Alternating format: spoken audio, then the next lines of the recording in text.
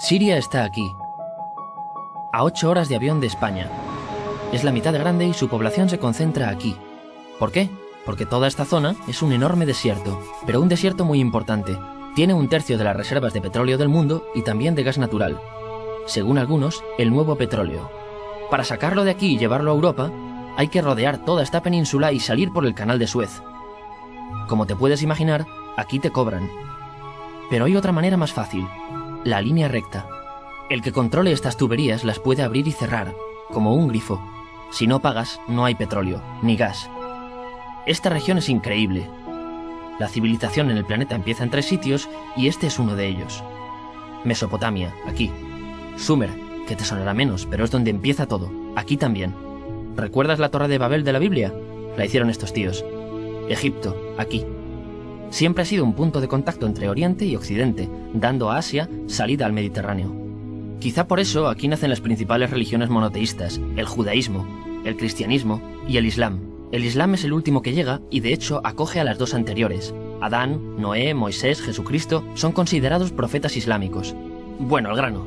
Como la zona es brutal, todos han querido controlarla y siempre ha estado dentro de algún imperio. Los persas, los griegos, los romanos. El imperio romano termina partiéndose en 2 y finalmente solo sobrevive esto. Ahora es cuando la última religión monoteísta, el Islam, construye su propio imperio. ¿Te acuerdas de las cruzadas?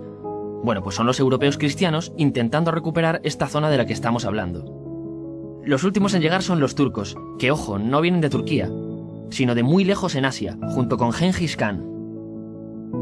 Lo conquistan todo y fundan el Imperio Otomano. El Imperio Otomano se queda ahí hasta la Primera Guerra Mundial. 600 años. Cuando acaba la Primera Guerra Mundial, aparecen pequeños países donde antes estaba el Imperio Otomano. Y por primera vez vemos a Siria en un mapa. Hasta ahora la habíamos dibujado para no perdernos. ¿Y quién se inventa estos países? Bueno, lo que te voy a contar es alto secreto. O lo era en 1916. Este súper secreto se llama Acuerdo de Sykes-Picot. Los franceses y los ingleses no podían derrotar solos al Imperio Otomano. Solo podían si les apoyaba la gente que vivía dentro. En su mayoría árabes.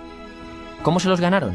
Pues les prometieron la Gran Arabia, un país solo para ellos. El único problema es que era un timo. Antes de seguir, recuerda una cosa. Los árabes son un pueblo, pero no una religión. O sea, un árabe puede ser musulmán, puede ser cristiano, y antes del Islam parece que hubo tribus árabes con tradiciones judías. Bueno, pues a los árabes no les dieron ese único país que les habían prometido. En su lugar, franceses y británicos crearon muchos países pequeños. Estos países, obviamente, no eran países de verdad, sino zonas bajo su control, con gobernantes puestos por ellos. Durante este tiempo hacen lo que quieren con la zona. Recuerda que hay petróleo. Siria, aunque no tiene grandes reservas, tiene fácil salida al mar. Y Francia, que es la que se ha quedado con Siria, se lo da a compañías extranjeras. Después de la Segunda Guerra Mundial, los europeos se van. En el caso de Siria, son echados a patadas. Pero antes de irse, crean otro estado, Israel. No es el momento de hablar de ello, pero es un estado muy polémico que sus vecinos no reconocen. La prueba es que nada más irse los británicos, todos estos estados lo atacan. La zona, a partir de ahora, va a ser una bomba de relojería. Y mientras, ¿qué pasa en Siria? Bueno, pues no es muy estable. Tiene golpes de estado constantes. En esa época, aparece en Siria una ideología que se hace con el control y se expande por el mundo árabe, el Ba'ath. Esta ideología mezcla el antiguo sueño de una sola nación árabe con ideas socialistas. Y algo muy importante, es laica, o sea que no es religiosa. Siria se llega a unir con Egipto, un país con el que no tiene frontera. Pero no es algo raro, muchos de estos países intentan hacerlo también. Como recordarás, a esta gente se le había prometido un solo país y las ganas las seguían teniendo. Pero la unión falla. En este tiempo, Egipto les convence para nacionalizar el petróleo. En Siria, Al-Assad, el padre del Assad de ahora, se convierte en jefe del estado Ba'ath. En Irak, también Ba'ath, comienza a ganar fuerza Saddam Hussein. Las diferencias entre ambos países dividen a los partidos Ba'ath de otros países en pro-Siria o pro-Irak. Ahora ocurre la Guerra Fría. El mundo se divide en 2. O eres de Estados Unidos o de la Unión Soviética.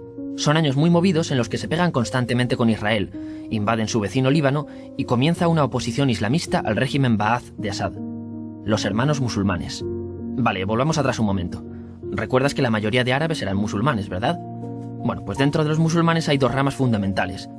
Suníes, la mayoría, y chiíes. En el caso de Siria, a pesar de ser un estado laico, los gobernantes como Assad y los jefes militares eran chiíes, los cuales representan menos del 13%. En cambio, casi el 70% de la población es suní.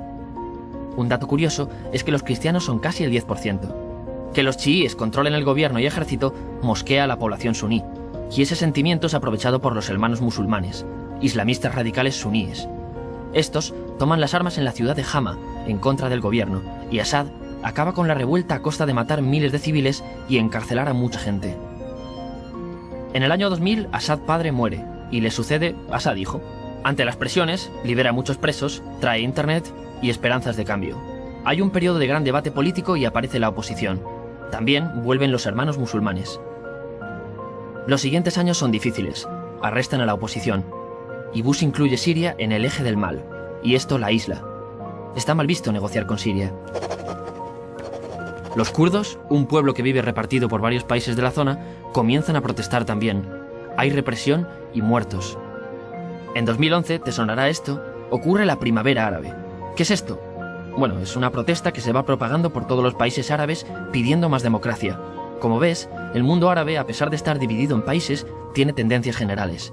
Cuando llega a Siria, Assad hijo termina usando el ejército y en los enfrentamientos mueren unas 1000 personas. Los enfrentamientos irán escalando hasta que se conviertan en guerra civil. No hay un momento exacto de inicio. Lo importante es que hoy en día hay numerosas facciones en juego. Vamos a verlas. Pero primero piensa en que todo está dividido entre chiíes, la minoría, y suníes, la mayoría.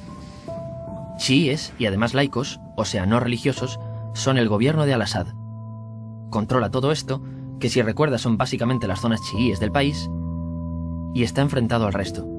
También mayoritariamente laico, pero suní, es el Ejército Libre de Siria, o FSA en inglés, junto con el Frente Islámico, que es religioso, y otros 70 y pico grupos más, forma una coalición que la prensa llama simplemente la oposición.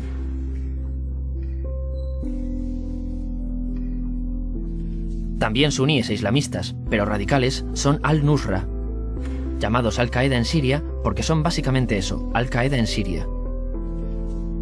Otros islamistas radicales son el ISIS o Estado Islámico. Salen de Al-Qaeda en Irak, controlan la mayor parte de Siria e Irak y se han hecho famosos por sus atrocidades. Su objetivo teórico impacta a muchos. Es un Estado Islámico a lo largo de Asia, África y Levante. Aunque a ti ya te suena, ¿verdad? En naranja tenemos al pueblo kurdo, que recordarás porque el presidente Al-Assad lo reprimió, al igual que gobiernos de países próximos también lo hacen. Ahora controlan militarmente esta zona. Antes de terminar, repasemos los apoyos internacionales a fecha de octubre de 2015. Las fuerzas de Al-Assad son apoyadas por Rusia, que ya tenía base militar en el país antes del conflicto, Irán y China. Todos son países de lo que Europa llama Oriente. En contra de Assad, apoyando a la llamada oposición, luchan Estados Unidos, Turquía, Francia, Gran Bretaña y Arabia Saudí. Podemos terminar con algunas conclusiones. Te advierto que esto ya es pura opinión. Si recapitulamos, vemos que la región es estratégica. Por su situación privilegiada, todos la quieren. Siria siempre ha estado bajo el paraguas de grandes imperios. Piensa que hace 100 años la actual Francia era Francia, Gran Bretaña era Gran Bretaña. Pero es que hace 200 también, y hace 300 también, y hace 400 también. En cambio, Siria solo es Siria desde hace menos de 100 años, y solo se gobierna a sí misma desde hace poco más de 50. Además, jamás decidieron sus fronteras, se las impusieron. Europa dividió Oriente Medio a su antojo para controlarlo, diseñando países sin tener en cuenta su población.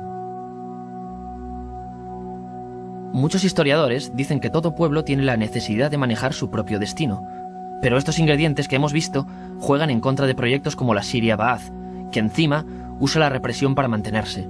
En última instancia, lo que producen es una guerra civil.